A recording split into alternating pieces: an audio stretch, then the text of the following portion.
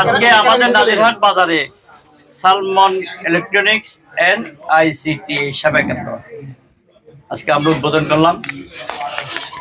বিশ্বায়নের ওই যুগে, নেটের এই যুগে, ইন্টারনেটের যুগে, এবং সেইভাবে প্রয়োজন নাজিরহাট বাজারে এরকম একটা ইলেকট্রনিক্স দোকান অবশ্যই প্রয়োজন।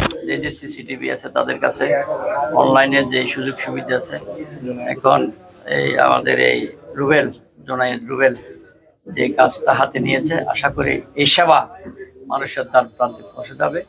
এখন যেভাবে দেখা যাচ্ছে চুরি ডাকাতি, মানে অনেক কিছু কিন্তু এই সিসিটিভির নেটের কারণে অনেকে ধরা পড়ে যাচ্ছে।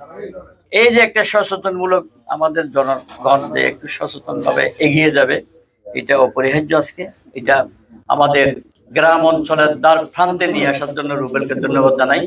রুবেলের কাছে আমরা একটা জিনিস প্রত্যাশা করব, মানসম্মত জিনিসগুলো যেন আমাদেরকে সরবরাহ করে এবং বাজার অনুযায়ী দামের দিকেও যেন সে একটু দেখে, সাশ্রয়ী যেন হয়।